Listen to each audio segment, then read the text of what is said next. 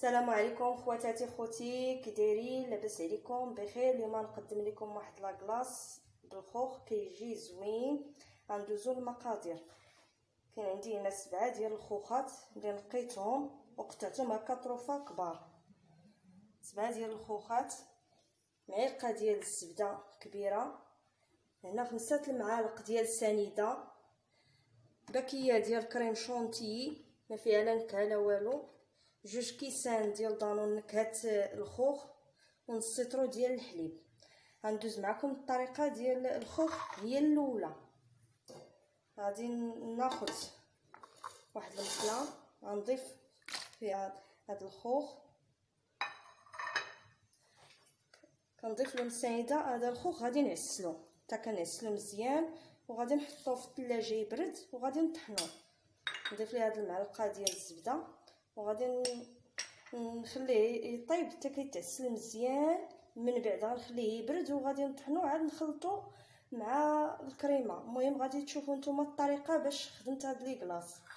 كما كتلاحظوا انا دابا حطيته هنايا باش يتعسل. المهم خلطت المكونات. من الاحسن تكون عندكم الزبده من النوع الممتاز، كيجي بها زوين، كيجي لذيذ. صافي وكنخليه دابا، نخليه حتى كيتعسل، تولي لونو المهم كيتعسل وكينشف من داك الماء.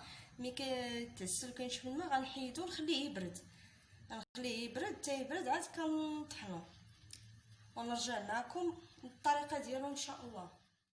كما كتلاحظوا الخوخ كيطلق داك الماء، ملي كيطلق داك الماء هو فاش كيطيب. صافي كتبقاو مع مره كتحركي مره كتحركي حتى صافي كتشوفوا الماء ما بقاش في الخوخ اللي درتيه كيتعسل. صافي حتى كيولي معسل لينا، كيولي معسل لينا الخوخ، وكطفي عليه البوطه. غندوز معكم دابا الطريقه ديال التزيين. عندي هنا قطعت 8 ديال الخوخات، المهم تقطع صغير، 2 معالق كبار ديال العسل النوع الممتاز. انا ما درتش داك العادي ديال السكر، خدمت انا بالعسل ديال الشيفا. الناس اللي عارفينو راه بصراحه راه زوين. هنا 3 المعالق ديال سنيده ومعلقه ديال الزبده، معلقه كبيره. غندوزو للطريقه.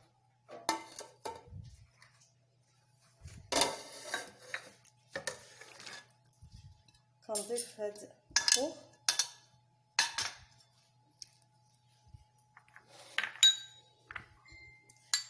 غنضيف ديك السنيده، معلقه ديال الزبده، وغادي نخليه عاوتاني يطيب حتى كيتعسل على ما وجدت لي كلاص. كتكونوا وجدتوه من قبل، عاد كتخلطوا لي كلاص نفس الطريقه ديال الاول، غير هذا انا درت فيه تزيين، زدت ليه العسل. الاول ما درتش فيه العسل. غنضيفوا الحليب، المهم الحليب يكون بارد باش يطلع لينا لي كلاص. غنخوي هاد الصاشيه ديال كريم فريش، غنصاوب دابا حتى يطلع لينا الخليط. من غادي نبدا يعقد الخليط غادي نضيف المكونات الاخرين. كنقربوا حتى كتبقى ديالنا الكريمه ديالنا حتى كتبدا عقدات.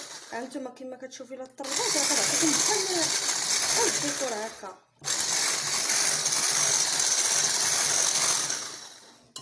غندوز دابا للطريقه الاخرى ديال داك الخوخ اللي عسلت.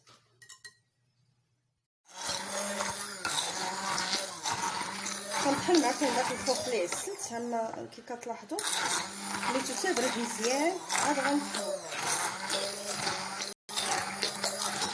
الخليط ديال الخوخ اللي طحنت. كما كتلاحظوا هو الا كان حامض زيدي سنيده كتبقى على حساب الذوق.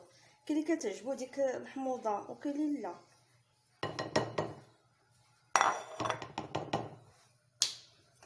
غنضيف دانون نكهه الخوخ حتى هو،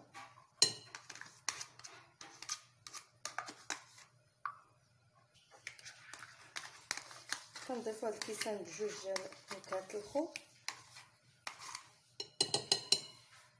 كنخلطو كلشي العناصر اللي عندنا كما كتلاحظوا. صافي كنخلطو مزيان، هما كما كتلاحظوا. المهم كنخلطو كلشي مزيان حتى كيتخلطوا المكونات مزيان. بعضياتهم. ها الكريمه ديالنا اللي وجدات، هذا الفينيسيون باش غادي نخدم الخوخ اللي وريت لكم عسلته. المهم الحلاوه كتبقى على حساب الذوق، الا جاك حامض كتزيدي ليه سنيده، هو كيبان الطريفات ديالو كنخليه هكا مع هذا السيرو ديالو. المهم دابا نوريكم الطريقه كيفاش خدمتو انايا. كتجي زوينه الكريمه هذه اللي فيها الخوخ، كتجي بنينه وزوينه ما تشبعوش منها. المهم انا وريت لكم هذه الطريقه، والتزيين كيبقى على حساب الرغبه، كل واحد شنو كيبغي. انه الموسم ديال الخوخ يمكن لك تقدري ديري حتى بالمشماش الا عندك. هذه هي الطريقه ديالو. المهم هذا ملي كتحيديه ملي كتعسليه كتخليه بحال قلنا يبرد غير شويه. هذه هي الطريقه ديالو كما كتلاحظوا. ندوز معكم لواحد اخر.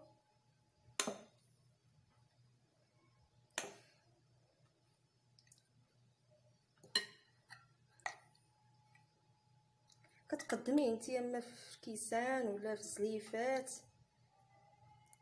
على حسب شنو بغيتي نتيا. تقدري تقدميه عائلي الا مبغيتيش ديري فرديا، على حسب الرغبه كل وحده. غنديرهم دابا نحطهم في الثلاجه في الكونجيراتور حتى كيولي ليا لا كلاص، ونوريكم التقديم ديالو. هذا هو التقديم ديال لي كلاص من بعد ما برد، خليته تقريبا 3 سوايع حتى 4 سوايع غير كيوجد. المهم نتوما كما كتلاحظوا هذا هو لي كلاص اللي صاوبت معكم، ونتمنى ان شاء الله تجربوه نتوما ويعجبكم، وبالصحه والراحه.